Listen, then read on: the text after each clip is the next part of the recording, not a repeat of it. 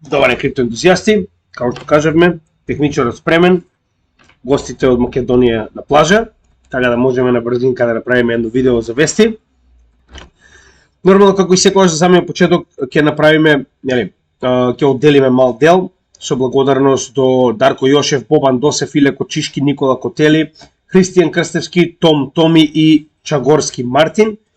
Значи, како посебно благодарам за придонесот на нашиот канал, посебно за ова видео, со оглед на фактот дека поголем дел од линковите кои што ни ги пратија, гледавме да ги обработиме, нормално во соодветен дел од самите вести, со тоа што знаете и сами дека во однос на приоритетот на вестите, така и ги поставуваме и се обидуваме да ги групираме како дел со светска економија, кој што е поврзан со криптосекторот, и нормално дел со криптосекторот, директно вести поврзани со овој сектор во кој што инвестираме.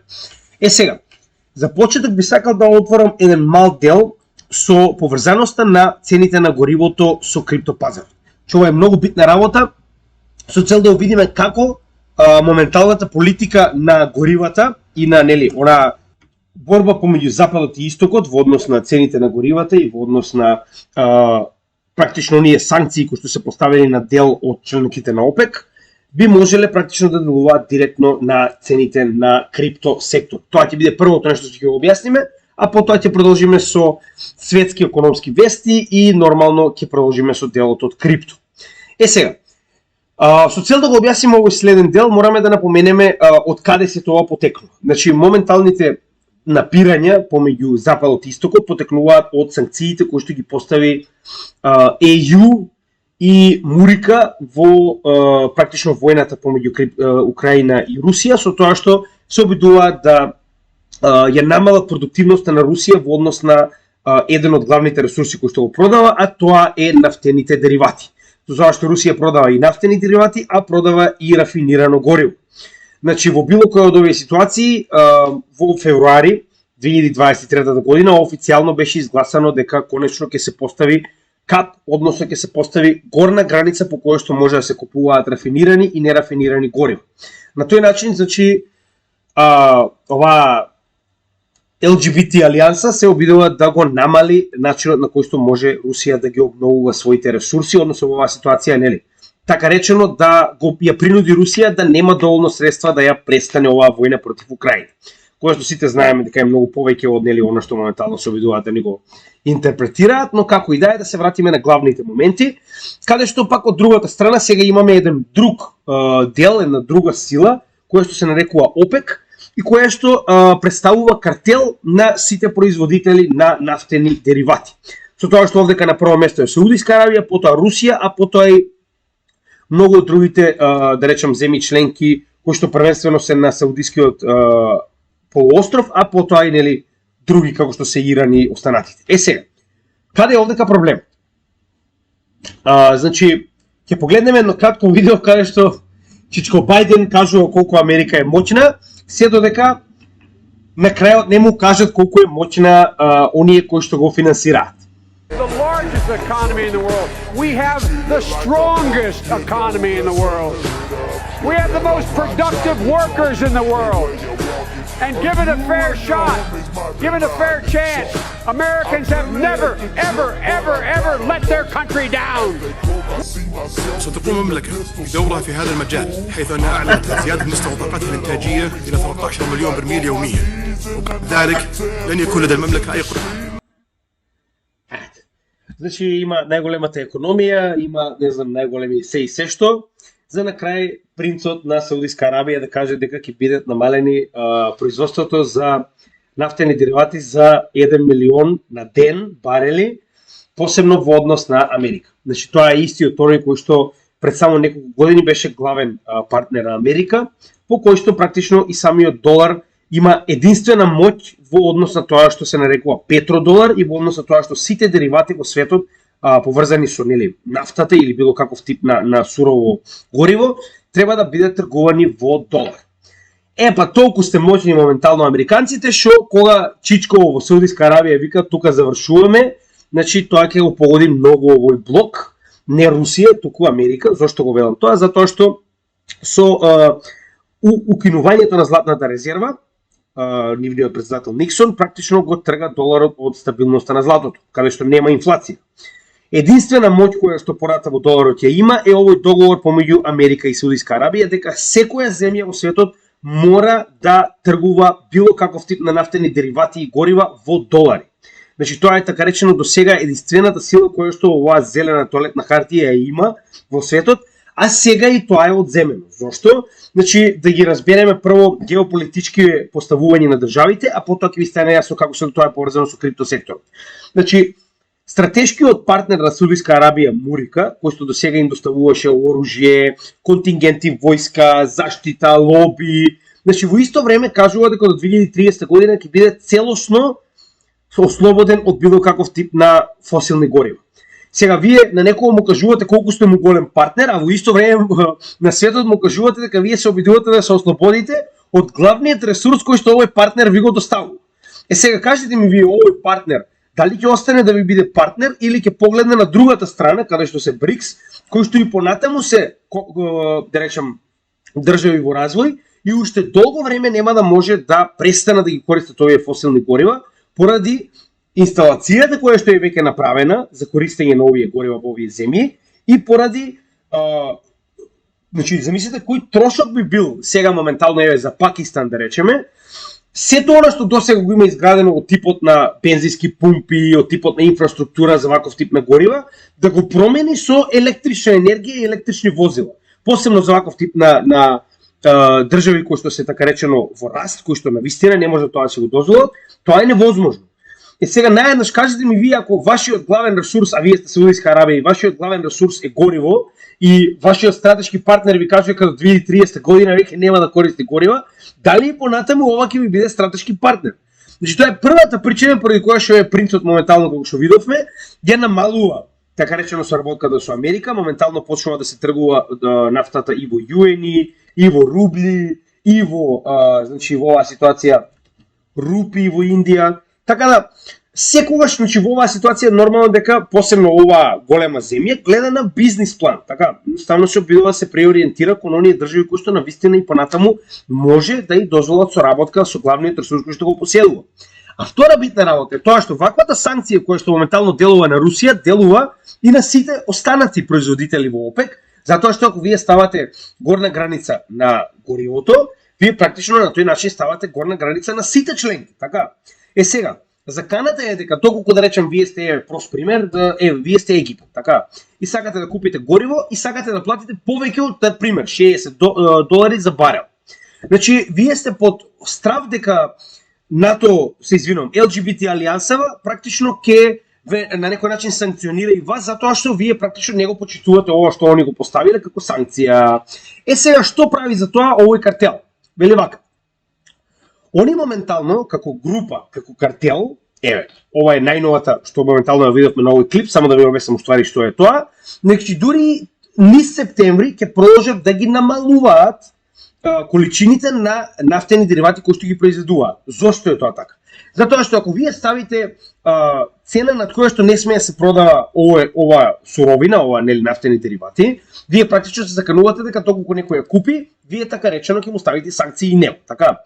Но во исто време, што ќе правите ако главните производители, а тоа е ОПЕК, значи нема друг, ОПЕК се производители на горива, ви кажат, па добро, чим вие ставате санкции за намалување, за ставање, да речем, горна крајна цена на горивата, ние ќе го намалиме производството на горива и тоа, како што може да видите, за 1 милион барели на ден. Што се случува следно? Се намалува се повеќе и повеќе количината на нафта која што е за продажба. Автоматски се случува да мора да купувате по поскапа цена, затоа што имаме се помалку и помалку сурово гориво на пазарот. Така да, оваа market cap на LGBTQ заедницава престанува да постои, затоа што вие џабе имате market cap кога целиот свет купува по поскапо од она што моментално вие сте го поставиле. Па така цената моментално на горивата е 82 од претходни постигнати 83,5 скоро, значи тоа беше во текот на претходната недела до 31 јули. Со тоа што ако погледнеме во самата забрана, значи имате $100 за рафинирано гориво, односно да речем бензин, и $45 за нерафинирано гориво, односно нафта. Во оваа ситуација ние гледаме за нерафинирано гориво, а ова е рафинираното гориво кое што во оваа ситуација е нели гасолин произведено така речено. Значи нас во оваа ситуација не е битно суровината, не е рафинирано гориво кое што е $82. Што значи дека моментално се продава дупло од онаа цена која што така речено е кажано дека не смее да биде над таа, се разбираме. Значи, гледате ли сега кој победува во санкциите, што вас ви го трува по вести дека наводно тоа сега ќе запре, Русија нема да има повеќе пари. Значи, не можете вие да се противите на единствените држави кои што има извор на вакво гориво, на ваков тип на ресурс. Еве што ќе се случи спротивно. Значи, ќе имате огромен памп на цената, која што они веќе неколку месеци го намалуваа производството и нормално гледаме дека се повеќе и повеќе го намалуваат со цел да се елиминира оваа забрана. Кога конечно ќе се вразумат овие идиоти и ќе кажат епа добро не важи во веќе, а што значи на тој начин изгубиле, тогаш и овие други опет ќе кажат добро во ред, сега ќе може да произведуваме повеќе нафта. Сега каде е ова поврзано со криптопазар? Значи досега моравме да разграничиме дека едно е што ви кажуваат на вестите, а друго е што е реалноста. Значи ова се официјални документи кои што ги покажав, каде што можеме да видиме дека моменталната цена на горивата, посебно на суровите горива, е далеку над границата која што е поставена со ваквиот кап од $45 и моментално се продава практично дупло, што значи дека некој тепал, ама не е LGBTQ НАТО заедницата. Така да нели? Мислам дека сега ви е многу појасно дека тоа што ви кажуваат на вестите нема врска со тоа што се случува реално во светот. Сега, како е ова поврзано со крипто светот? За жал, негативно поврзано. Значи, ние досега гледавме голем пат на инфлацијата посебно во Бурика, која што за жал е најбитна, затоа што тоа е практично директно поврзано со Федералната резерва, која што е извор на доларите во светот и на тој начин делува директно на светската економија, без разлика каде се наоѓа, дали е Бангладеш, дали е Сингапур, дали е Јужна Африка, значи на сите држави делува. Сега што се случува? Еден од главните индекси кои што Федералната резерва го користи, за да одлучи дали понатаму ќе продолжи со rate hikes, нели, како што веќе разговаравме многу пати на нашиот канал, ако не сте погледнали, имаме видео за инфлација кој што може да погледнете на нашиот канал и на тој начин да се едуцирате пред да го гледате овој дел затоа што е малку збунувачки. Значи, двата типа на стапки кои што ги гледаат се CPI инфлација, која што ги содржи цените на горивата и на храната, и core инфлација која што не ги содржи. И двата се битни, но во оваа ситуација CPI инфлацијата, која што е така речено популарната инфлација која што секој ја гледа, значи моментално направи огромен напредок со тоа што од јули претходната година од 8,5 од максимални претходни 9 се намали на 3%. Тоа е огромен напредок и моментално се наоѓаме на блиску до метата која што се обидуваат да постигнат, а тоа е 2%. Сега, зошто горивата се битни во оваа ситуација? Ваквото движење на цените нагоре на горивата, она што го анализиравме заедно со, нели, практично паралелно на анализата на Герет Солоуей, значи, да, навистина, ваквото дигање на цените, не верувам дека ќе зголеми CPI инфлацијата, но ќе го намали падот на истата. Сега, зошто е тоа битно?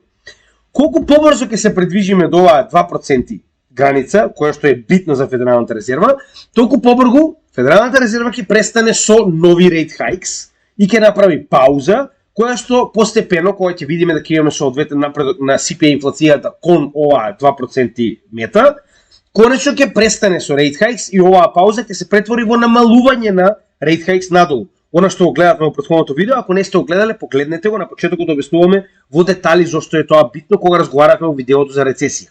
Сега, значи, обратно пропорционално, доколку цената на горивата и понатаму продолжи да расте, знаеме дека колку повеќе растат цените на одредени добра, автоматски расте и инфлацијата која што е поврзана со овие цени. Што значи дека очекуваме дека CPI инфлацијата повторно, јас не очекувам да ќе порасне, дури ако порасне ќе биде некој минимален раст од 0,1-0,2, но ваквите падови кои што ги имаме претходно од 4,9 на 4,1, од 4,1 на 3, не можеме да ги очекуваме затоа што со растењето на нафтените деривати, на ваков голем раст на нафтените деривати, нормално се дига и цената и на прехранбените производи и на се останато кое што е дел од ваквиот CPI индекс. Зошто? Затоа што вие користите гориво за да направите транспорт на сите овие добра. Автоматски, ако вие користите гориво и плаќате поскапо за горивото, автоматски нормално е дигате и цената на сето тоа што го транспортирате со цел да ви биде исплатливо. На тој начин нема да скокне само цената на горивата, тука ќе скокне цената на се што спаѓа под овој CPI индекс. И поради оваа причина можеме да добиеме стагнација која што подолго време ќе го задржи овој рейт хајк од 5,25 до 5,5, дури и потенцијално ќе направи уште еден, кој што се очекува до крајот на годината, пред конечно да добиеме quantitative easing и да почне да се намалуваат овие рейт хајкс. Така да, ваквите високи цени на горивата, за жал, го одложуваат оној bull маркет кој што ние го очекуваме, кога ќе настапи конечно quantitative easing. Дополнително, значи ваквите високи цени на горивата, со тоа што рейт хајкс ќе останат високи, ќе предизвикаат и DXY индексот да порасне, затоа што, нели, својствено колку повеќе имаме рейт хајкс и колку подолго се задржуваат, толку повеќе луѓето се уште веруваат во потенцијален раст на доларот како средство во економијата. Така да тоа е поврзаноста, се надевам дека ви беше јасно ово што ви го објаснив, но друга, да речем, не е друга, туку веќе трета, значи кажавме, првата ситуација е онаа борба која што моментално настапува помеѓу истокот и западот, каде што овие ОПЕК членки сега веќе ќе бидат БРИКС членки, така речено ќе имате уште поголема отворена борба помеѓу западот и истокот во однос на горивата, така. Дополнително рековме дека е поврзано со самата инфлација која што е исклучиво битна за тоа како понатаму ќе реагира Федералната резерва. И трета и најбитна ситуација е она што ние постојано го кажуваме, а тоа е крајот на петродоларот. Значи нема дали вие сакате или не.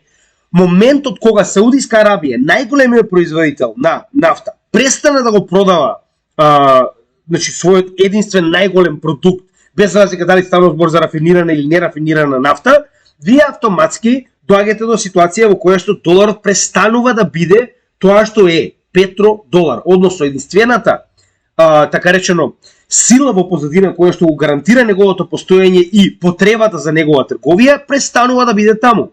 Ќе погледнеме понатаму во однос на ова, имаме уште нешто да докажеме, но буквално е време за доларот да престане да постои, посебно од кога главната сила која што стои позади него е елиминирана. Односно Саудиска Арабија за денеска е 8, значи не, извинете, 7, тоа значи дека за некои 15 дена ќе стане членка на БРИКС, а со тоа Америка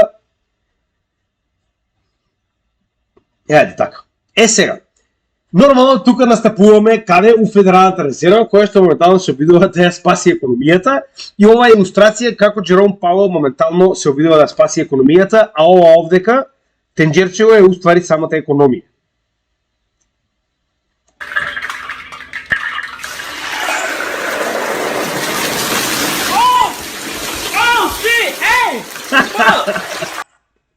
Немој да се секирате, јас не очекувам рецесија, исто и Джером Пауел, мислам дека се ќе биде, нели, смут, поштено, со оглед на фактот дека не очекува инфлација, па не очекува инфлацијата да биде висока, па очекува инфлацијата да биде транзиторна, па немало да остане долго и еве се уште имаме инфлација, па така и нема да има рецесија, немој да се секирате, Федералната резерва ви покажа дека има план, може да видите и сами. Следна битна работа која што ни ја прати Котели секоја чест за ова е, значи ова ви го пуштам иако ние веќе го спомнавме на самиот канал, но ви го пуштам за да видите дека не сме само ние тие што се обидуваат да го подигнат, да речем, да подигнат свеста на луѓето кои што се обидуваат да бидат дел од овој нов финансиски поредок, за тоа што се случува. А во оваа ситуација станува збор за Аладин. Знаете сами, ние досега многу пати сме разговарале за тоа. Аладин представува платформа која што е директно поседувана од BlackRock. Ќе слушаме прво што имаат да кажат представниците од Tradology.us, значи ова би било нешто слично на V for Vendetta, изгледа. We're about to expose might get us banned. Last time we got several warnings, but we cannot let it affect us. Have you heard of the AI called Aladdin? One Google search, and you'll quickly realize that Aladdin is an AI created by the CEO and founder of BlackRock, Mr. Larry Fink. Now, we will not go too much into depth on this subject now, but we are planning to expose the secrets behind big companies like BlackRock, Vanguard, and others. This is just the beginning. In the coming weeks, you can find new videos on our YouTube. Just search Tradology. Сега, на страна на тоа што има доста луѓе што практично ovo користат како нели теорија на заговор, мораме да забележиме дека првенствено Аладин никогаш не бил тајна, да бидеме реални, но е направен така да едноставно луѓе како мене и вас не може да го користат. станува збор за платформа која што може да ви даде информации кои што инаку може да ги сонувате. Значи, оние ако сеќавате во кој дел од чартот имате шортс, во кој дел имате лонгс, каде се стоп-лосите, тоа се може да го добиете со поседување на Aladdin by BlackRock. Ние ова претходно го објаснивме, кој ќе покажам на нашиот канал во детали. Проблемот во оваа ситуација е што вие не може да го купите Aladdin. Че ова не е платформа на која што вие може да направите, не знам, профил и да почнете да го користите. Значи, за да го користите Aladdin, вие треба да заблокирате состанок, во кој што треба да кажете кој сте, кој е вашиот бизнис, што планирате да правите со истиот, и на тоа они ќе ви дадат некој соодветен, да речам, дел од Aladdin кој што ќе ви помага вас, и на тој начин практично ќе може да речам, успеете во бизнисот кој што го правите. Во оваа ситуација жално е тоа што најголемиот дел од корпорациите, банките во светот, па дури и државите, го користат Aladdin за добивање на ваков тип на информации. Зборуваме за било каков тип на финансиски информации кои што може само да ги сонувате поинаку. Значи, аз дали постои AI или не во него не знам, но можам да ви гарантирам дека на вистина ова е алатката која што веќе со декади се користи во Wall Street од страна на сите. Жалното што е, она што ја не можам да го разберам. Сите овие играчи ја користат Aladdin, а BlackRock ја поседува. Што значи дека вие тргувате во однос со тоа што BlackRock ќе ви каже. Че тоа е една од жалните работи која што сите се преправаме дека не е така. А втора е тоа што ова, дури и кога BlackRock им кажува, ние сме сепак далеко од седува, затоа што вие како индивидуа не може да поседувате, значи не може да имате Aladdin. Може да имате Glassnode, кој што ги го имате во она, да речам, форма за секојдневна употреба, но не и Aladdin. А тоа што го кажуваат вистина, Aladdin е алатка која што е понудена само на оние кои што се рачно бирани преку нели состанок, како што може да видите и сами.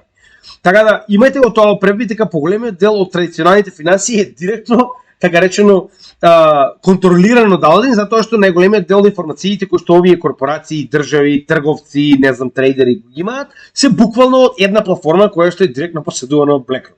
И нормално тоа дека постојат ваков тип на организации, како што кажав, кои што се многу поголеми и од самите држави, тоа многу пати сме го зборувале, посебно имаме и посветено видео на тоа, големите играчи. Значи ќе оставиме во предлог на ова видео за да ви стане јасно за со кого си имате работа. Тоа се компании кои што се многу поголеми од државите, имаат многу поголеми буџети од државите и така речено поседуваат држави. Значи следниот степен во корпоративната игра не е државите да пораснат. Следниот степен е корпорациите како BlackRock, Vanguard, Fidelity и останатите да пораснат доволно за да поседуваат држави. Што моментално е прост пример беше кога BlackRock ќе посети Украина и кажа дека BlackRock ќе биде главниот финансиер во поствоена Украина, дека BlackRock ќе ја изгради одново целата земја. Значи никоја корпорација не доаѓа од дното и добрината на срцето да ви помогне да ви изгради државата, ако при тоа нема намера да ви ги земе природните ресурси, а Украина има многу од нив. Значи тоа е само да ви биде јасно зошто BlackRock дојде на посета на Зеленски. Сега, следна битна работа која што исто така не се заканува е чипувањето, кое што верувале или не, претходно го покажеме на нашиот канал, сега веќе е толку популарно што во одредени земји како вие напредниве, нели, Финска, Шведска и останатите, значи го користат како дури се вика Android роденден. Значи сега моментално за да го упикаат некако во новите генерации, се нарекува Android роденден во кој што вие имате втор роденден кој ставиле чип. Значи фактот дека сте станале овца во системот, они го глорифицираат со тоа што го нарекуваат Android роденден и сега вие сте дел од општеството. Значи ако немате чип, не сте дел од општеството. Еве ова е еден од оние канали кои што ги следиме, нели нормално сега. Има граници, пак ќе кажам, вие гледате многу содржини на интернетот, мора сами да разграничите што од тоа представува теорија на заговор, што од тоа е премногу, а што од тоа според вас изгледа нели нормално и вистинито. Со тоа што за жал морам да ви известам дека поголемиот дел од теориите на заговор се повеќе и повеќе изгледаат како вистина. Implant a microchip into your hand if you Само почеток.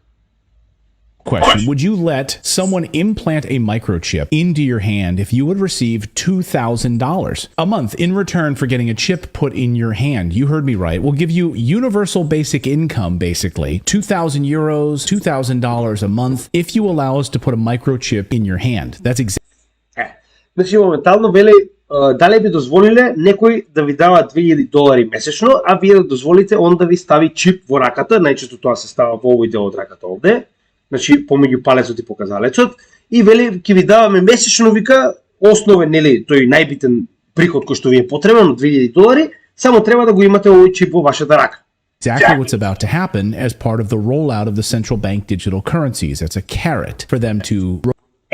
Значи, вели, ова е дел од кампањата на Central Bank Digital Currency, односно, како што кажавме ова, значи, дигиталната валута на централните банки, кој што вели, оди до тој степен дополнително, што вели, нема да имате потреба ни од новчаник. Значи, новчаникот ќе ви биде чипот на вашата рака и вие ќе може да си платите кај сакате, што сакате, а ова е начинот како да ве натераат и си речете, аве, чекај, ќе добијам приход, зошто не би го ставил чипот, нема да ми смени ништо, нели? Дори ќе ми олесни, ќе можам да плакам директно со раката. Мислам, жалното е тоа што многу луѓе ќе се нафатат и веќе го прават тоа. Rope you into this mess. We'll get to that part of the story in a minute, the chip implantation process, not the corn chip, as Dan said in our chat, but a actual metallic tracking chip. But a new report just published this week by the Bank for International Settlements explains how our new digital money system is about to work. We've been warning you that this was coming for a long time on this show. Also, we weren't the only ones predicting this. It was predicted in a little book, you might have heard of it, called The Bible. Добро, сега значи ова е дел кај што се разграничуваме на атеисти и верници, но да не се лажеме, тоа е вистина што кажува, значи нели во самата книга пишува дека ќе дојде момент во времето во светот каде што нема да бидете прифатени ако го немате знакот на ѕверот. А знакот на ձверот во оваа ситуација според многу од верниците представува самиот чип. Не го менува фактот дека од практична причина, значи јас како комунист и социјалист можам да ви кажам дека чипот е многу побитна работа кога станува збор за ваше следење, за ваша целосна контрола, каде се ногате, што правите, што купувате, што зборувате, што пишувате, отколку за тоа дали сте прифатени од општеството пошто го немате знакот на ձверот. Значи нели, сега тоа е веќе поглед, различен тип на поглед на стварите, но како и да е. Се додека се сложиме дека ова што моментално се случува е крајно неприфатливо, значи се останато е само поглед, значи различен тип на поглед на перцепција на светот. Но како и да е, доаѓа и моментално барем ќе ви, значи ако се сеќавате, ние веќе го објавивме во едни од вестите, сега не можам да го најдам, да му утепате, но може да го најдете и сами, каде што ваков тип на држави како Шведска, Швајцарија, Финска, сите овие северни цивилизирани, значи буквално налагаат да се стави овој чип. И ви кажуваат филмови од типот, па никогаш нема да може некој да ве грабне, ако сте во неволја веднаш ќе ве најдеме, но исто ако се организирате на штрајк или на протест, исто ќе ве најдеме. И исто ќе ве казниме и ќе бидете во затвор и нема да смеете да кажете ништо против владата, така да имајте го тоа предвид. Значи CBDC е само еден чекор кон ова, да бидеме чипувана стока како овци и да знаат точно кај се ногаме, што правиме во секој може момент. Така да имајте го тоа предвид кога одлучувате, значи понатаму со нели новите како да кажам на владата новите одлуки, затоа што верувајте ми многу брзо ќе стигне до вас. Еве прост пример, овде кај значи плаќање со биометрички отпечаток на вашата дланка, со тоа што моментално ако вашата дланка е оставена во одредена датабаза која што очигледно еве се спрема, значи гледате колку се возбудени, вау, типката е возбудена затоа што во некој си супермаркет, ова се доста големи супермаркети Whole Foods во Америка, може да плати со отпечаток на рака. Арно, ама не заборавајте дека отпечаток на рака не може да биде поврзан со вашиот новчаник во Тутунска банка, мора да биде поврзан со вашиот новчаник во Central Bank Digital Currency, така да имајте го тоа предвид. Значи нема разлика дали имате чип или па сте ја дале вашата дланка или отпечаток или око, како што беше тоа во ситуацијата со овој нов коин кој што WorldCoin како се викаше.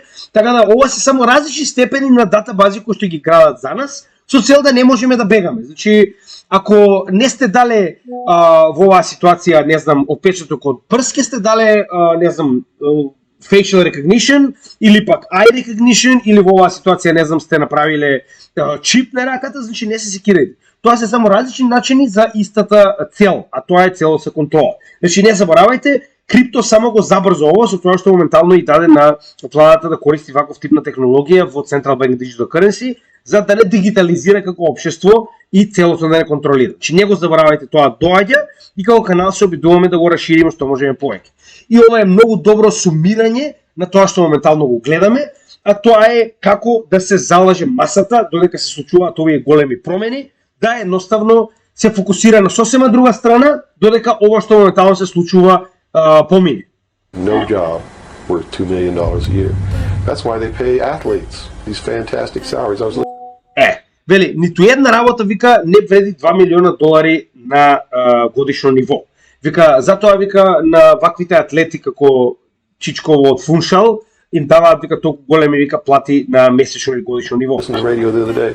They just contracted to pay one player on one team $6 million a year. Вика пред некој ден слушав на радио како на еден вика играч, сега он нели гледа рагби, затоа е 6 милиона у Европа, на пример им даваат по 60, ако не се лажам. Така да нели, сега тоа му е него чудно вика што на еден играч вика за годишно ниво му дава 6 милиона вика долари. Can you believe this? And why is that? It's the Roman circus. Вика дали може да верувате во тоа? Вика зошто е тоа така? Па вика тоа е вика римскиот циркус. Сега он ќе го објасни тоа, а ние од историја мислам дека со оглед на фактот дека сме многу пописмени од мориканците, го знаеме, дека секогаш кога доаѓало во такви финансиски тешкоти во Римското царство, се обидувале да го замајат народот, ако сте гледале Гладиатор, тоа е таму детално објаснето, каде што моментот што се распаја империјата и се обидуваат да направат некои драконски закони, многу лесно се оправдува со тоа што им давате на луѓето некаква занимација. What does the emperor do when the people become restive and when the people are asking questions and when the people don't like the policies of the emperor? He sends them to the circus. Тоа е тоа. Значи секогаш кога државата има ситуација во која што луѓето почнуваат премногу да прашуваат, се интересираат зошто е ова сменето, како рестриктира мои слободи, вика секогаш вика во оваа ситуација барем во Римското царство ги праќале во циркус. Значи да гледаат нешто да се замајуваат, така. Значи ако се сеќавате јас кога ви објаснував како е девалвиран денарот со цел да се приклучи кон еврото поради барање на политичарите од еврозоната, значи тоа е направено со што? Со меѓуетнички конфликт со цел да се замаи и едната и другата страна, никој да не примети што се прави во истиот ден кога они практично предизвикуваат етнички проблем помеѓу македонците и албанците со цел да го девалвираат денарот и тоа огромен процент се сеќавате, тоа ви го објаснивме, а во исто време значи ваквиот политичар наместо да биде обесен на камен мост да виси, он е глорифициран затоа што ја поддржа едната или другата страна во етнички конфликт.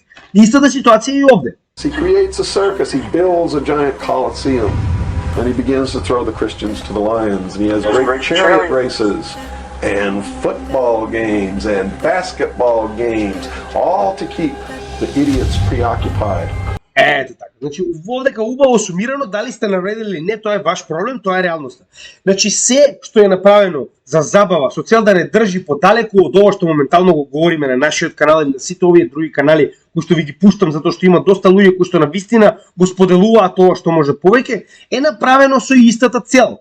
Односно, направено е да вие бидете буквално фокусирани на тоа дали тепал Манчестер или тепал Челси, или дали во кошарка не знам кој тим од Америка тепал, додека вас у меѓувреме ви имплементираат CBDC. И не се секирајте, овдека не запира. Значи, ако знаете кои се овциве на сликава, така, верувам дека знаете кои се овциве на сликава, а не знаете кои се овие, тогаш, значи, она што го прават, моментално го прават многу добро. Значи, толку добро го прават, што, за жал, цел свет знае кои се овие кокошки, кои што се родени пред 20 години, а овие кои што моментално го оркестрираат сето ово во целиот свет, не знаат кои се.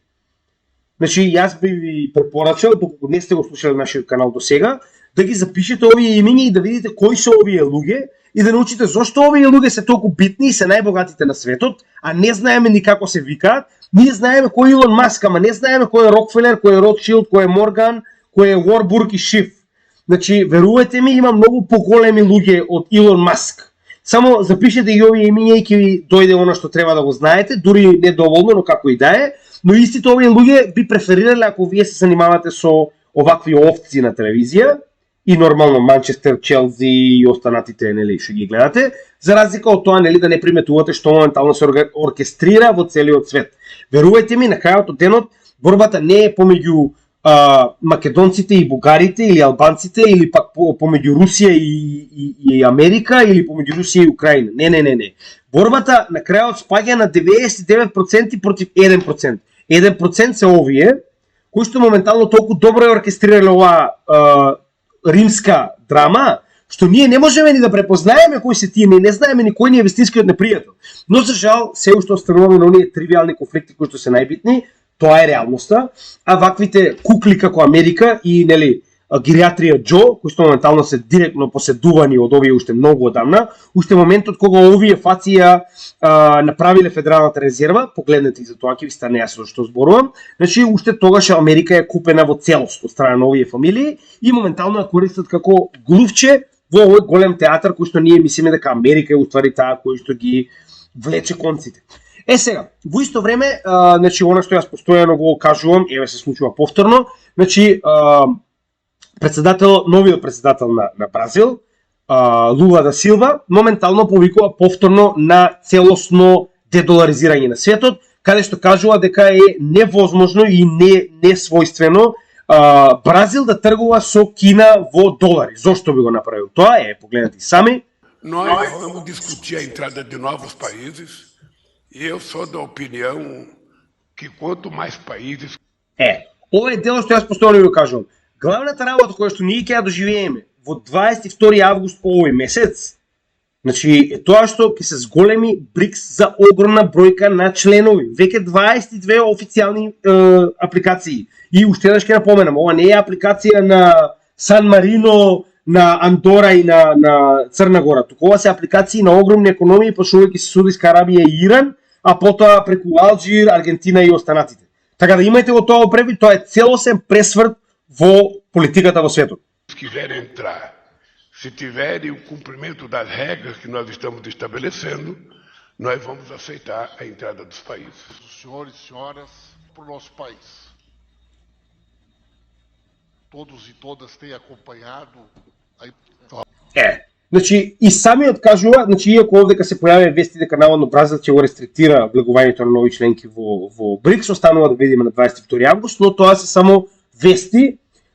Немаше Бразил тоа да го одобри во припремата на овој самит во Јужна Африка, кој што се случи пред само, како беше пред прилика еден месец, кога министрите за надворешни работи пристигнаа во Јужна Африка и разговараа за агендата на самитот на БРИКС. Тоа е многу битна работа, ќе продолжиме и понатаму да следиме. Битниот дел од ова што мораме да го забележиме е дека Бразил прв повикува на дедоларизација и моментално пара од своите партнери членки, посебно во БРИКС, да вршат трговија помеѓу себе си во сопствени валути, а не во долар. Значи, дали тоа ви се допаѓа вас или не, НАТО потчиња, тоа е ваш проблем, не е мој, но сакале или не, чао долар. Сега, следна битна работа која што е многу битна за криптосекторот, сега ќе почнуваме со официјалните криптовести, е делот што крипто, значи оние три основни закони кои што моментално се обидуваат да ги поминат низ, тоа е практично комисијата при Конгресот на Америка за финансиски прашања, каде што конечно успеа да поминат сите, дури оној за стейблкоини кои што не можеше претходно да го поминат, сега веќе сите официјално успеа да поминат и моментално треба да се најдат пред самиот Конгрес, а потоа и пред самиот Сенат. Сега, во Конгресот искрено не верувам дека ќе има проблем, затоа што мнозинството во Конгресот е застапено од страна на републиканската страна, со тоа истите имаат нели председател на Конгресот републиканец, затоа и верувам дека републиканците би го поддржале ова, дури верувам дека ќе се најдат и демократи кои што ќе го поддржат ова, значи тоа што веќе го направија на самото нели пишување на овие закони, така да верувам дека ќе има поддршка од страна на демократската страна, што значи дека Конгрес ќе биде така речено лесна победа за овие три закони, но ќе видиме како се тоа ќе помине на Сенатот и посебно на крај со оглед на фактот дека гериатрија Џо треба да ги потпише овие закони. Сега тука можеме да имаме проблем, затоа што гериатрија Џо не знае ни каде се наоѓа, а не да потпише три закони кои што очигледно овие во позадина би му рекле не дечко. Не се слагаме дека ќе ги потпишеш ти. Но нели останува да видиме, драмата продолжува, како и да е, ќе поменам уште еднаш дека Америка не е единствена земја, а тоа денеска ќе го покажеме со Binance како пример, но нели тоа е само уште некоја вест.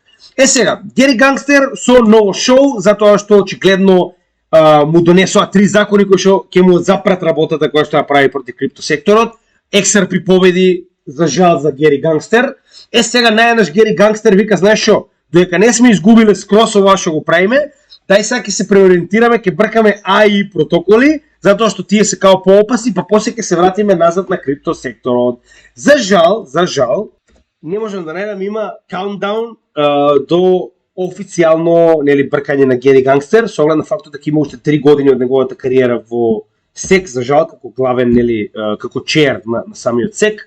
Но како и да е, дали тоа ќе остане така, останува да видиме, со оглед на фактот дека официјално има закон кој што чека да биде изгласан за негово бркање, така да останува да видиме дали тоа ќе се реализира, како и да е. Значи ви покажувам што се случува кога ќе почнете да губите. Се преориентирате и се обидувате да освртите вниманието на нешто друго, со цел да не гледа народот дека уствари губите и дека моментално и целиот конгрес кажува дека она што го правите нема врска со реалноста, но како и да е останува да видиме.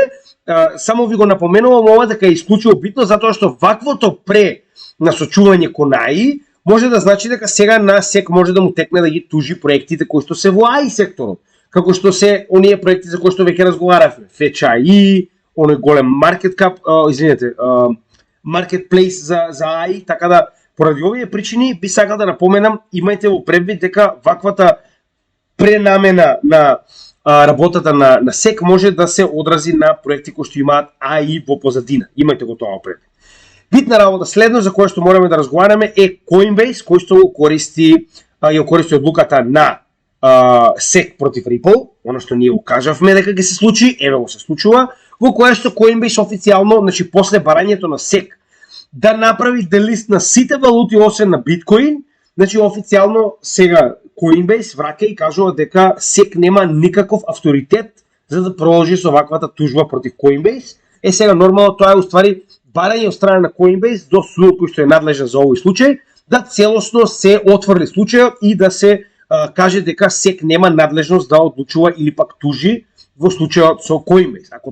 Ако ова се случи, тоа значи дека официјално судот ќе му забрани на СЕК во било кој предмет од страна на крипто да има било каков тип на тужба или пак обструкции кои што ги прави. Значи не верувам дека ќе се случи, но можеме да сонуваме, останува да видиме. Сега, оние кои што велеа дека толку од Binance ќе престане да постои бла бла бла, значи само да напоменам, не заборавајте, уште еднаш ќе се навратиме на тој момент, кои беа земјите кои што го избркаа Binance. Значи рековме Белгија, Холандија, Германија, Англија. Тоа се земји кои што се дел од шо? Од LGBTQ НАТО заедницата, така. Сега, во исто време Дубај му дава, значи официјално пред само некој ден целосно регулираност на Binance да работи во целата територија на Дубај. Зошто е тоа битно? Затоа што гледаме дека, значи не го бркаат сите како што се обидуваат да ни пласираат одредени информации, туку очигледно тоа е само еден блок на земји кој што има некоја, како што кажав, НАТО идеологија, која што како прави едниот, така прават сите, односно како прави мурика, така сите слушаат. Но за разлика од тоа, гледаме дека дури уште една земја од овие НАТО подчинјава моментално дозволува на Binance да работи на нејзина територија, а тоа е Јапонија. Само што му дозволи на Binance да отвори своја платформа на јапонска територија, станува збор за 50 милиони граѓани, така да тоа не имал пазар. Значи, очигледно Binance не престанува да постои, очигледно Binance не пропаѓа, значи нема сигурно Јапонија или Дубај, значи две од најнапредните економии во светот да му дозволат на Binance да работи на нивна територија, ако Binance не е стабилен, посебно не економски, така. Значи, пак ќе кажам, овие мали победи кои што ги користат со цел да се надметнат над Binance дека ќе пропаѓа, значи тоа е само непријателска пропаганда, како што велат на тетовирање, тоа е реалноста, но во секој случај имате го предвид тоа дека Binance и понатаму постои и се шири. Кажеме пред некое време успеа да се прошири во Казахстан, кој што е многу голема економија, еве сега во Дубај и во Јапонија, така да тие што ќе си го избркаат, ќе си страдаат сами по себе, си имаат они своји причини зошто и си имаат своји така речено платформи, но мене не ми е проблем понатаму продолжам да користам Binance, не знам за вас, и како и секогаш тенеш ќе напоменеме дека чување на средства на платформа без разлика дали е Binance или Coinbase или што и да е голема грешка, значи користете ги за трговија, но не и за чување на вашите средства, затоа што без разлика колку се големи, секогаш има шанса да пропаднат. Така да ако нешто се случи со Binance, поголемиот дел од вашите средства секогаш купете си cold wallet, значи не може да ви кажам што го правите нормално, но би ве советувал да си купите cold wallet каде што вашите средства ќе бидат во ваши раце. Не бидете уплашени, значи нема подобро од тоа вашата финансиска слобода да биде само во ваши раце. Некогаш е ризично, затоа што треба да научите како се тоа функционира, но тоа не е голема разлика од моментот кога требаше да се преориентирате од мобилен на копчиња во мобилен со тачскрин. Така да, потрошите малку од вашето време и научете како да користите технологија која што може многу да ви помогне околу вашата финансиска слобода. Најдете на нашиот канал, има соодветно видео, само запишете Cold Wallet и ќе го најдете за да добиете основни информации. Многу битна работа која што ја чекавме веќе цело лето, ако се сеќавате веќе неколку месеци, официјално Хонг Конг има легален криптопазар, но не е учесници на истиот. Со тоа што HashKey е првата официјална криптоменувачица која што добива лиценца за работа во Хонг Конг, со тоа што се Standard Chartered е една од најголемите банки во светот, како така речено партнерство кое што ќе овозможи ваквата менувачница да успее да работи на територија на Хонг Конг. Но ова е големо од два аспекти. Првиот е затоа што се верува дека Хонг Конг ќе биде посебно со ваквото отварање на крипто менувачниците. Значи, разликата е во тоа што со ваквото добивање на лиценца, они конечно ќе можат да продаваат на ритейл юзери. Значи, институционалното тргување и купување на криптовалути така речено никогаш не било ни забрането во Хонг Конг. Но секојдневното купување на луѓе кои што се од нашиот сектор, односно обични смртници, е така речено забрането се додека оваа прва официјална HashKey менувачица не доби лиценца со која што може да продава на секојдневни смртници како јас и вие, за жал. Но тоа е реалност. Како и да е, и вториот аспект е тоа што банка прави кооперација со HashKey со цел да се овозможи така речено ваквата соработка и да му дозволи така речено да ги користи неговите фиат услуги, односно така речено банката ќе се погрижи за on и off рампите, додека HashKey ќе се погрижи за практично трговијата, односно размената на коини на платформата. Така да ова е многу битна работа, затоа што конечно традиционалните финансии сваќаат дека нема тука дали они сакаат или не, туку или ќе станат дел од криптосекторот или едноставно ќе бидат заменети како застарена, многу застарена технологија. Сега следна битна работа која што сакам да ја напоменам е само да видите големината на оние компании кои што доаѓаат со цел да добијат спот биткоин ETF. Многу пати разговаравме за ова. Значи за ETF само запишете ETF CryptoGimidžija, ќе го најдете видеото на нашиот канал каде што објаснуваме што истиот представува и зошто е толку битен за оние кои што знаат. Значи ова се компаниите кои што моментално се обидуваат да добијат свој биткоин ETF. Значи не е битно дали оваа компанија ќе добие ETF. Битно е дека на овој начин они биткоин ќе го донесат на традиционалните берзи. Наместо да биде купуван преку овие криптоменувачици, ќе може да биде купуван од страна на институции и големи играчи на традиционалните берзи. До сега имаме биткоин ETF, кој што е Futures ETF, каде што вие практично не тргувате биткоин и овие компании кои што имаат Futures ETF не тргуваат со актуелен биткоин, туку имаат хартија од вредност во противвредноста на цената на биткоин. Сега моментално, она што нели веќе се поднесени апликациите, истите треба до пред халвинг следната година да бидат или одобрени или одбиени. Една од овие јас верувам ако не и сите ќе добијат конечно, значи ќе им биде одобрен биткоин спот ETF, што верувам дека ќе биде катализатор за следниот bull market. Така да на тој начин да не забораваме дека ова се само вкупната количина на пари која што ги поседуваат овие компании кои што се обидуваат да влезат и да имаат свој личен фонд на биткоин за трговија. Значи тоа е околу 15,2 трилиони. Да не забораваме дека сите овие компании за да имаат свој фонд за трговија со биткоин треба да имаат биткоин. Што значи дека сите овие компании кои потенцијално би добиле спот биткоин ETF треба да купат или да имаат биткоин за истиот да може да го дадат на берзата за тргување. Така да дел од овие 15,2 трилиона нормално ќе се најдат во биткоин, а понатаму и во самите алткоини, што е нели нормално. И нормално на тој начин дополнително ќе го додадат биткоин на овие огромни берзи на кои што моментално биткоин е нелегално се тргува, барем не во Америка, и големите играчи ќе можат конечно да купат актуелен биткоин, кој што ќе биде најчесто во старателство на овие компании, но поседуван од компаниите кои што го купиле. Сега одиме на моментот кој што јас ви го кажав дека ќе се случи и ево ова е доказ дека ќе се случи. Значи ја ви кажав не може да постои само еден криптокоин. Значи не може да постои. Тоа е како да барате, па се враќам на истиот пример затоа што е релевантен, да постои само Мерцедес како компанија за производство на коли и сите други да пропаднат. Не мора, кој ви се вие ако сакате Ферари, Ферари нека биде, нели? Како ви се допаѓа така.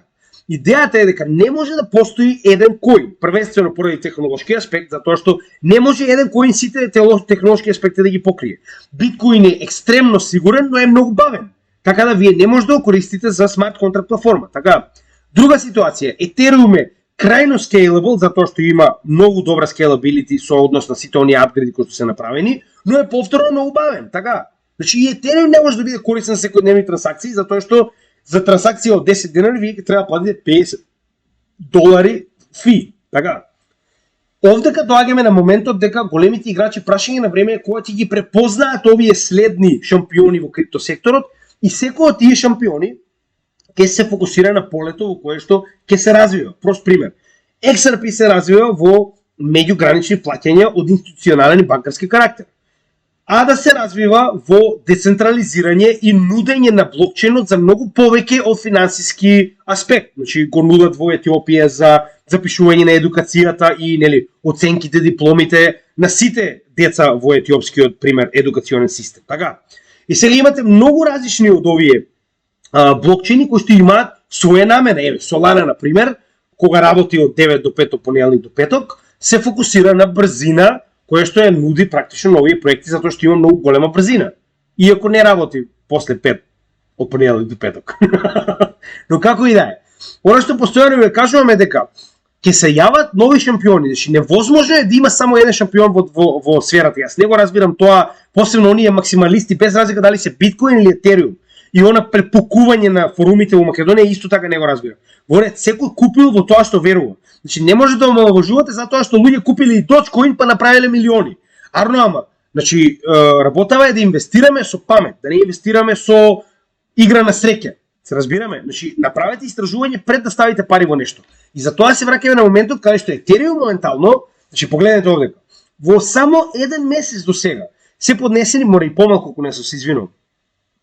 Значи до октомври 2023 дури кога конечно ќе испадне така речено нели потенцијален ETF, но моментално има апликации за Ethereum Futures ETF, што е практично еден чекор назад до Bitcoin, затоа што на Bitcoin прво беа одобрени Futures ETF, односно продажба и купување на ова добро во хартија од вредност, мимика на цената од криптосветот и потоа нормално сега се бориме за спот Bitcoin ETF. Истата ситуација моментално ја прави Ethereum, каде што сега Ethereum Futures ETF е реалност и моментално имаме огромен број на апликации. Значи ова се апликации. Volatility Shares Ether Strategy ETF. Сега ако сакате да погледнете, нормално че најдете оваа статија, многу лесно може да погледнете, но станува збор за големи имиња. Bit20 е многу голема менувачица. Потоа Roundhill искрено не можам да ви кажам, не знам. Vanek, истите кои што поседуваат веќе Bitcoin Futures ETF, кои што сега моментално аплицираат и за Spot Bitcoin ETF, сега аплицираат и за Ethereum Futures ETF.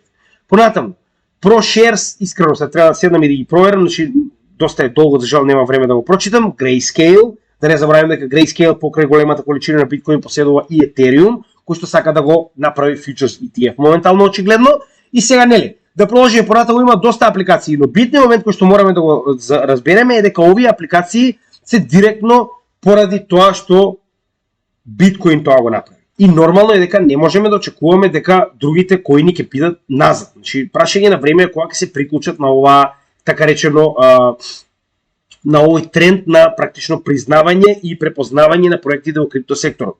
Пак ќе кажам, ја не викам дека ќе ги погодиме сите, тоа е нормално. Затоа правиме диверзифицирање на нашето портфолио со цел да ставиме одредена количина во различни проекти во кои што веруваме повеќе или помалку и на тој начин да го минимизираме ризикот некои од овие проекти да престанат да постојат поради било каква ситуација на пазарот. И спротивно, со тоа што вие инвестирате во алткоини кои што се многу помали по маркет кап на Биткоин и Етериум, имате многу поголема шанса да добиете многу голем профит во следниот бул маркет и понатаму, доколку навистина сте препознале технологија која што понатаму ќе стане дел од крипто и традиционалните пазари, затоа што има нели соодветна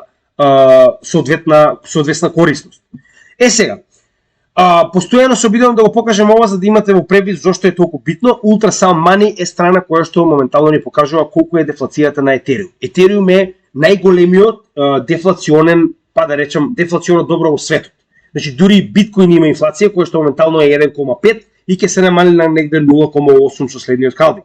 За разлика од тоа, Ethereum моментално е дефлационен, со тоа што беше длабоко дефлационен, каде што достигна дури и до минус 2-3%, но поради нели сега едноставно тоа е работа која што варира. Се додека се наоѓа под нулата неговото произведување, во однос на тоа што имаме 773.000 Ethereum произведени на годишно ниво, а моментално имаме се горат 797.000 Ethereum на годишно ниво, со тоа што ова потекнува од оној посебен дел од програмирањето кој што е ставен, значи оној апгрейд на Ethereum, каде што дел од секој фи кој што се користи за трансакција на Ethereum блокчейнот се гори, односно се праќа на непостоешки новчани.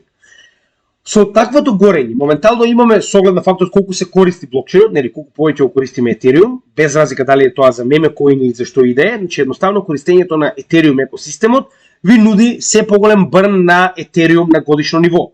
И сега моментално се наоѓаме во дефлационен дел, со тоа што на големо ниво, можеме да го погледнеме овде, каде што ова беше пред самиот момент кога конечно настапи да биде Ethereum да биде POS. Значи во оваа ситуација можеме да видиме дека од тој момент веќе е во надолен момент. Значи гледаме дека во тој врв кој што е постигнат, значи тоа е на самиот мрч, сме имале 120,5 милиони Ethereum. За сега да имаме 120,2 милиони Ethereum. Значи тоа се 0,3 милиони или 300 практично 300.000 така речено Ethereum и се изгорени во однос со тоа колку е произведено. Значи моментално е во негатива 300.000 Ethereum, а колку повеќе се намалува значи големината на Ethereum на пазарот, толку повеќе неговата цена ќе расте. Значи ова е најголемото средство на пазарот кое што е во дефлационен карактер. Тоа е многу битно и запаметете го, ова наскоро кога ќе влеземе во следниот bull market ќе биде многу подолу, затоа што колку повеќе почнуваат да минтаат оние NFT, користење на Ethereum за игри и слично, толку повеќе ќе се намалува така речено оваа стапка и ќе дојдеме до поголема и поголема дефлација на самиот Ethereum. Тоа е многу битна работа која што верувам дека уште повеќе ќе добие на цена на Ethereum во следниот bull market. Сега, ме праша во однос на ова, сакам да објаснам во детали. Значи вели, зошто моментално цената на Ripple почнува да паѓа повторно после ваквиот памп кој што го има. Значи нормално е дека ако вие сте кит и очекувате да речем било каков тип на одлука на XRP и сте купиле огромна количина, пред да го добиеме овој памп до практично 1, значи ние дојавме до $1. Јас се извинувам, репрезентацијата се врати, техничарот се возбуди, така да имавме технички проблеми. Во однос на оно што го разговаравме, а тоа е дека XRP успеа да достигне $1, што е така речено скоро 100% од моментот кога што се наоѓаше, тоа беше негде околу 50 центи. И нормално е дека големи играчи кои што внеле големи пари во ваквиот пазар, кога ќе направат 100% памп на еден ден, значи очигледно очекувано е да земат дел од профитот. Со тоа што оваа корекција која што моментално ја гледаме, ако ја поставиме од самото дно кое што гледаме овдека, само што помина 61,8% и ја помина оваа тренд линија за жал, која што го води, така речено ја води оваа цената на XRP уште од почетокот на 2020 година март, кога така речено ја добивме оваа тужба и слично. Сега за жал тоа е реалноста, се врати надолу кон оваа црвена втора тренд линија која што имаме овдека. Не велам дека ќе се врати до овде, затоа што имаме оваа голема акумулациона зона, до која што највеќе верувам дека би се вратила цената, тоа е негде околу 50 центи. Што е нормално, после брейкаут да направиме ритест, тоа е нешто што сме го разговарале многу пати на каналот, значи после брейкаут се прави ритест на претходниот на полето од каде што сте испаднале и повторно. Тоа не значи дека имаме целосен ритест до цената од 53 центи, затоа што многу луѓето кои што чекаат ова да се случи, најчесто ќе ја промашат така речено и ќе почне да се движи во обратен правец. Значи тоа што веќе сме постигнале корекција од 61,8% е доста голем момент, со тоа што се движиме надолу до 100-дневната средна вредност која е негде околу 58 центи. Од да речем аналитичари кои што јас на некој начин ги следам со цел да видам друго мислење, тоа би било максималното кое што би го постигнало во корекција надолу, што е очекувано. И уште еднаш ќе напоменеме, че јас не кажав дека ќе направиме new all time high, нели, не претерував со цената, кажав останува да видиме што ќе се случи, но кажав и дека не очекувам ништо премногу со оглед на фактот дека се уште се наоѓаме во bear, така речено во почетокот на bull market. Така да имаме уште многу пред да дојдеме после халвингот, кога ќе очекуваме овие алткоини да добијат многу на цена. Сега за сега, како што кажав, и враќање до оваа 100-неделна средна вредност би била сосема очекувана, со тоа што гледаме дека моментално се наоѓаме на оваа ситуација 50-дневната средна вредност, која што може да биде претворена во поддршка, затоа што се наоѓаме на долната граница на bull market support бендот и се наоѓаме директно, значи гледате веќе цената отскокнала од оваа 50-дневна средна вредност и дополнително ако ги погледнеме индикаторите, гледаме дека корекцијата која што ја направивме од комплетен oversold со два врва кои што ги направивме на дневно ниво и оваа bear. Значи кажат овде имаме дополнително и bear диверзија, така речено, каде што очигледно според MACD, кој што моментално овде можеме да видиме имаме врв и нормално во оваа ситуација понизок врв, а во самиот чарт имаме врв и повисок врв на цената, практично имаме така речено bear диверзија во која што се очекува да имаме корекција многу поголема, а тоа е веќе направено. Гледаме дека самиот RSI е на вредност од 40, од претходна максимална вредност од 88, сток RSI е на 0, значи тоа е огромна корекција, и гледаме дека имаме заоблување конечно на MACD, каде што сигналната и базичната линија само што не направиле дно и не се прекршиле нагоре, и гледаме дека тоа најчесто се случува негде околу 60, како и секогаш, значи дека сме достигнале на дневно ниво корекцијата, гледаме дека имаме структура која што може да ја задржи, посебно оваа 50-дневна средна вредност. Сега да погледнеме само уште на неделно ниво, дали оваа корекција би изгледала доволно и на неделно ниво. Со оглед на фактот дека имавме краен oversold, значи и на RSI и на сток RSI, двата моментално се коригирани до 58. Сега MACD, ја верувам дека ќе потрае пред конечно да добиеме корекција нагоре, но ако добиеме позитивна вест од типот, како што веќе најавија дека крајот на август, почетокот на септември, се очекува Ripple да биде јавно тргувана компанија, односно да има свој IPO, очигледно во таа ситуација ќе очекуваме овие позитивни вести повторно да реагираат на цената на Ripple. Уште еднаш да се вратиме на клучниот момент. Не очекувате да станете билионери во тек на почеток на bull market, крај на bear market. Значи очигледно, како што напоменуваме и ние и многу други канали, а тоа е во овој дел кај што ќе го напоменеме тоа повторно, е дека алткоините заедно со биткоин и етериум го прават најдобриот дел од својот bull market после халвингот кој што го очекуваме да биде во април 2024 година. Затоа и кажав, се што ќе добиеме во овој bear market, така речено bull market почеток, е само позитива на нашето портфолио. Главниот дел од пампот на нашето портфолио и понатаму се очекува да биде во следниот bull market, кој што рековме дека ова е само почеток, а главниот дел ќе го очекуваме после халвингот во април 2024 година. Сега, значи, како знаете и сами, генерално јас никогаш не можам да ви дам финансиски совет, вие мора сами да учувате што понатаму со вашето портфолио, но ова е како јас гледам на работите, а ќе ви покажам дека тоа го гледате многу други стручњаци кои што работат во оваа сфера. Моментално, исто така многу битна работа е дека судскиот случај кој што беше отворен против Тетер, ако се сеќавате, тоа е еден од можните Black Swan евенти кои што може да се случи во криптосекторот, е целосно отврлен од судија.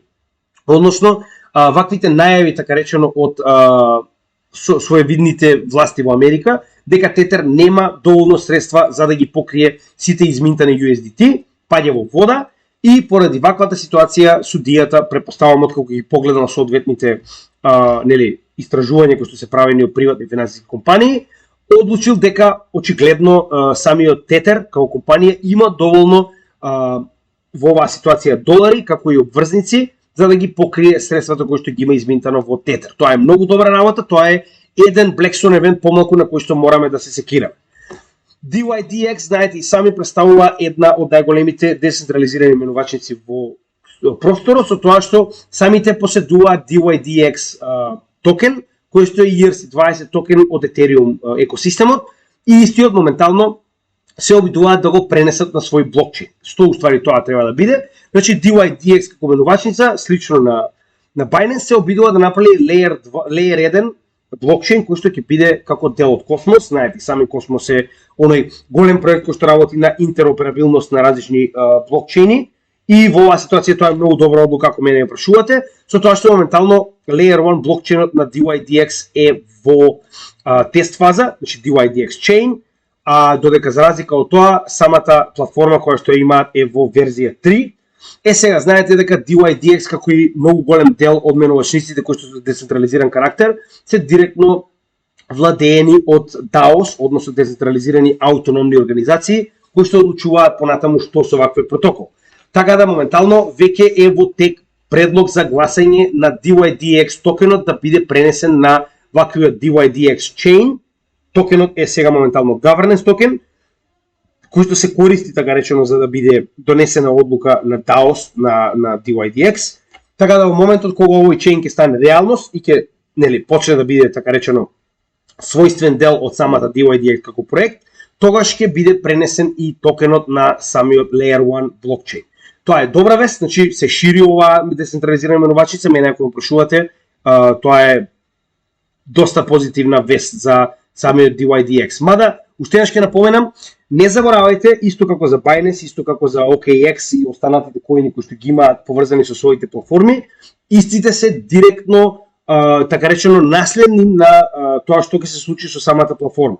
Ако платформата почне да биде нападната или пропаѓа или не знам, поради било каков тип на проблем затворена, автоматски може да очекувате дека како сте ги држале тие токени веднаш ќе достигнат нула. Така да поради оваа причина опегнуваме како тим и да ги препорачуваме и да ги држиме овие токени кои што се така речено за governance или пак за тргување на ваков тип на платформи, како што кажав, почнувајќи со BNB токенот и понатаму. Сега, Twitter X, значи сега не знам како да го нарекувам, дали ќе биде X или ќе биде Twitter, не знам, ама до сега вика ако пишеш на Twitter, нели си твитнал. А сега како ќе викаат, си екснав. Екснав на Xов. Како и да е, доста интересно, ќе видиме како ќе каже заедницата, но во оваа ситуација, значи многу битно е тоа што пазете сега. Значи Илон Маск моментално поднел барање до одредени финансиски не институции, но оваа ситуација би биле финансиски корпорации, за квотација за финансиски контент, односно финансиска содржина на неговата платформа X, не е Twitter, веќе е X нормално. Значи да не забораваме дека во оваа ситуација тоа е исклучиво битно, затоа што ваквата квотација би водела до одредена финансиска корпорација да го превземе делот со тоа би бил еден засебен дел во Twitter во кој што би било дозволено трансакции од типот на крипто. Значи гледате, неговата основна идеја е практично да го пренамени Twitter да биде и финансиски алат.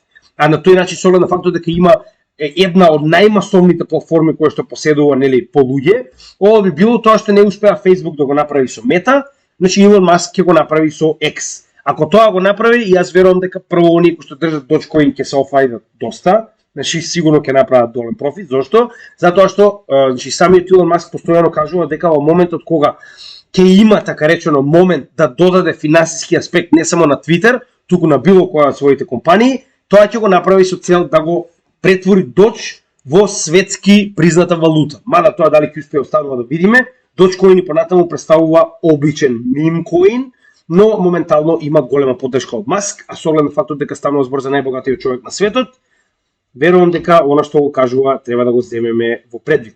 Како и да е, значи јас и понатаму кажувам дека меме коини нема да бидат дел од моето портфолио, се додека не видам дека на вистина представува некаков тип на технологија која што нели може да биде превземена и нели финансирана од страна на мојот тим. Во спротивно, дали тоа Маск е твитнал, ја не можам да чекам за да добијам некако си профит, затоа што Маск е твитнал и го сменил логото на Твитер во куче, да бидеме реални. Сега, Curve Finance, ова е само за да го објасним оно што веќе се случува. Значи, Curve Finance, знаете и сами, доби голем експлоит во кој што голем дел од базените кои што се поврзани со Curve, како децентрализирани финансии, беа афектирани и изгубија огромен, да речем, огромна количина на средства. Со тоа што дел од средствата беа вратени, значи, самиот кој да е хакерот кој што го направил тоа, за два протоколи вратил дел од средствата, за жал дека тоа не е запишено, не знам зошто. Значи и тоа истиот кажува дека не се еве Alchemix, еве ги JPEGs-D и Alchemix, како и да е, тоа се два пула во кои што истиот ги вратил средствата назад, кажувајќи дека не сака да ги упропасти тие два протоколи, додека останатите се уште дел од така речено неговото портфолио, но знаете и сами, тоа е битниот момент кој што постојано кажуваме.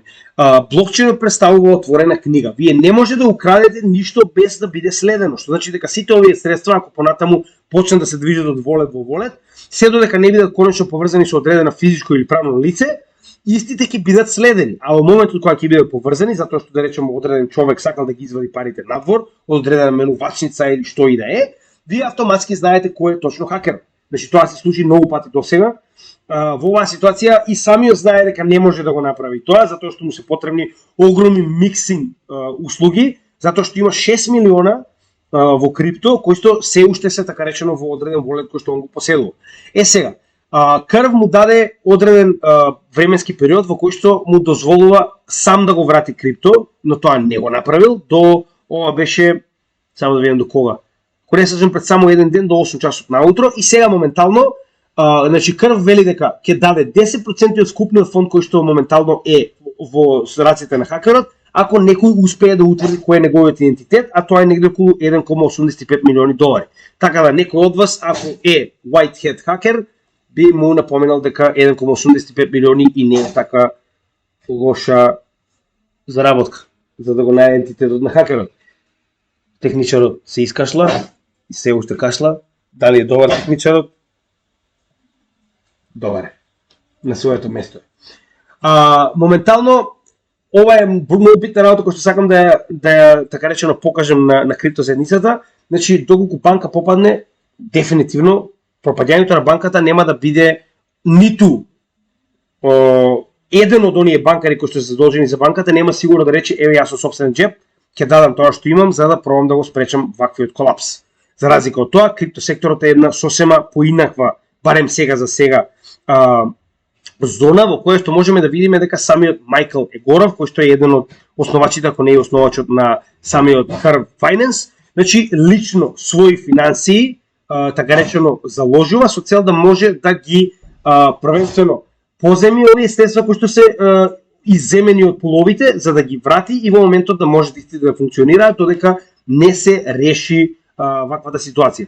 Со тоа што гледаме дека, само да видам како беше големината на она што моментално истиот го позајмува, значи само момент. Значи на самиот твит можеме да видиме дека истиот продава од собствените CRV токени кои што ги поседува преку OTC, over the counter, за да не ја колабира уште толку цената на CRV, и гледаме дека со тоа истиот враќа на MIM, што е уствари Magic Internet Money, Абракадабра.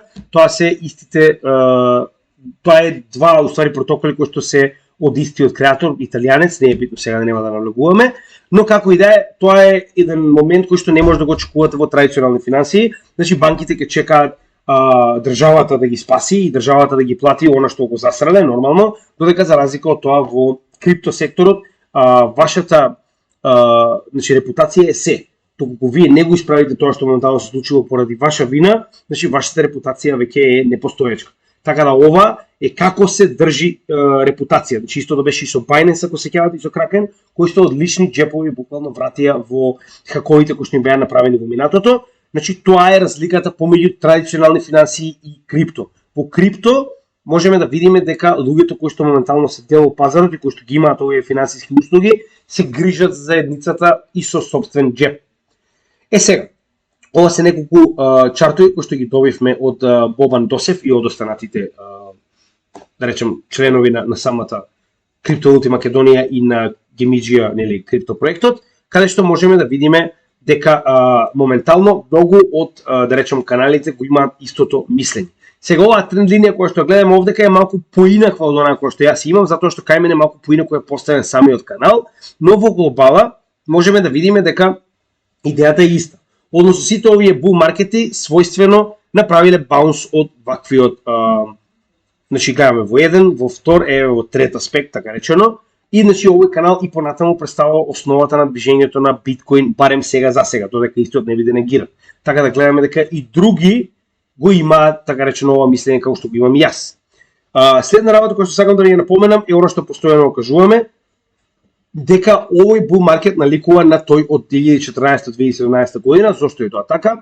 Постојано кажувам истото, значи овдека сме имале сосема друга ситуација ако не беше ковид пандемијата. Со оглед на фактот дека имавме пандемија, значи во оваа ситуација имам сосема поинаков пазар од она што ќе беше доколку имавме нормални случувања од економски карактер.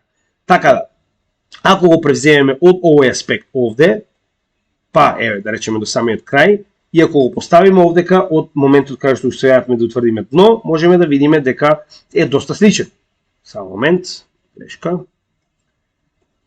Значи можеме да видиме дека е доста сличен и дека се однесува како што би се однесувал во 2015-2016 година. Односно, доколку се повтори самиот бул маркет од 2015-2016 година, оваа припрема пред халвингот, можеме да видиме дека очекуваме цената на биткоин да се движи по долната граница на овој канал, што е својствено и она што го очекуваме пред самиот халвинг, односно оваа голема, така речено, акумулациона зона уште од наредните 8-9 месеци, пред конечно да дојдеме до халвингот и blow off top кој што го добивме и во истата оваа ситуација во 2017-2018 година. Значи и овој дел се служуваме со овој канал кој да е, кој што гледаме дека го има истото како парабола представено во однос на оно што го очекуваме во следниот период.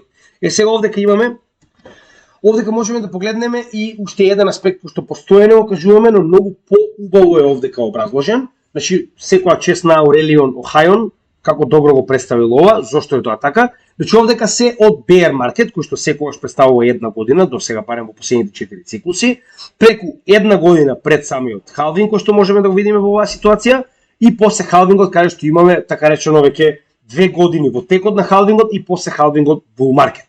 Така да гледаме дека оваа акумулациона зона, која што само во 2019 е малку поинаква, но потоа повторно имаме дамп, значи во главно е досадна година имаме зигзаг движење кое што постојано го кажуваме и се враќаме на истата ситуација. Односно, значи имаме година на акумулација во која што ако добиеме памп, тоа е само плюс.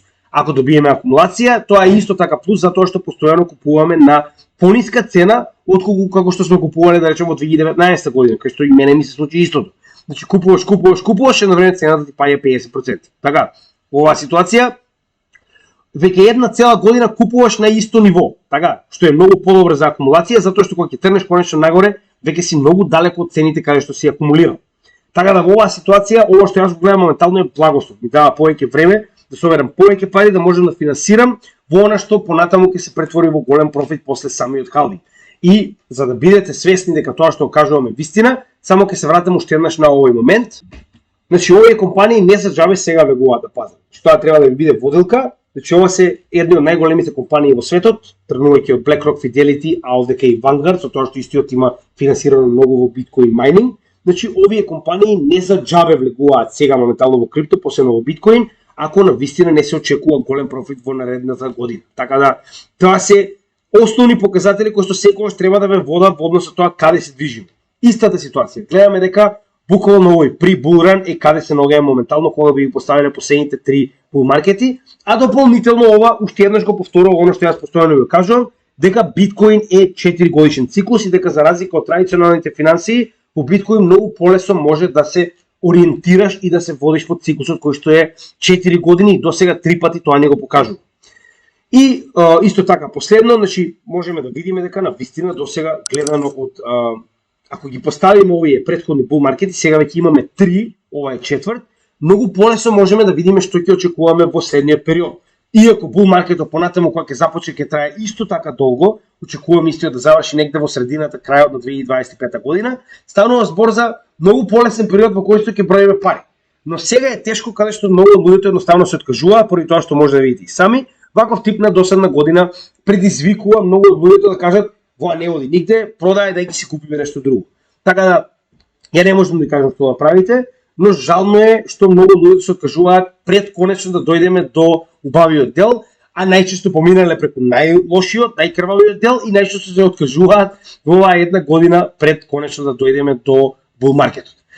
Сега нормално за крај ова е една негативна вест, за жал можеме да видиме дека станува збор за Кувајт кој што моментално направи бан на крипто и тоа од било каков аспект, што е многу жално и кога ги прашале зошто кажуваат тоа е поради FATF, затоа имаме посебно посветено видео на вакви гомнари, че може да го погледнете, само запишете FATF Cryptogamidžija и ќе погледнете зошто толку многу ги сакаме на нашиот канал, заедно со Светскиот економски форум, Банката за интернационални помирувања, че тоа се институции кои што ни се многу блиски до срцето, посебно кај нас на каналот. Значи знаете и сами, имаме за секој од нив посебно видео да ви укажеме колку голема пираја се моментално во светот во однос на тоа што се обидуваат да го запрат народот да добие слобода на финансиски аспект. Како и да е, Кувајт е само едно зрно во песокот со оглед на фактот дека сите негови комшии моментално се борат да го превземат криптосекторот. Што да кажем, штета за Кувајт, останува да видиме кога ќе му текне да се врати назад. Исто беше и со Кина се врати, Кувајт верувам ќе се врати. Нели, станува збор за пак ќе кажем, зрно во песок. И 263 дена, како што кажавме уште еднаш, значи станува збор за она последна година пред конечниот bull маркет кој што сите го очекуваме, сите оние кои што инвестираат сега гледа напред кон овој настан. Како и секогаш, ова се 263 дена во кои што може да научите нешто повеќе, во кои што може да се едуцирате во однос со криптосекторот, да видите дали истиот представува дел за вас или не, но како и да е, уште еднаш ќе напоменеме дека нашиот канал главно работи на бесплатна едукација на македонскиот народ, без разлика каде се наоѓа во светот. Единствено што бараме од вас за возврат за овие 1 час и 20 минути е да помогнете со ширење на овој материјал доколку ви се допаѓа. Нормално, на тој начин ќе можеме да едуцираме што повеќе македонци пред почетокот на следниот bull market, кога ќе биде доста касно за инвестирање, но нели, тоа го оставаме во ваши раце, ние сме овде каде да направиме материјата, оставаме на вас доколку ви се допаѓа истата да ја проширите и како и секогаш оние лайк, шер, subscribe со кој што помагаме на YouTube алгоритмот да го прошири материјалот малку повеќе, не се наодме. Така да ви благодариме како секогаш. Јас се одам да ги најдам мојата репрезентација од Македонија, а вие имате добар ден и се гледаме во следната емисија.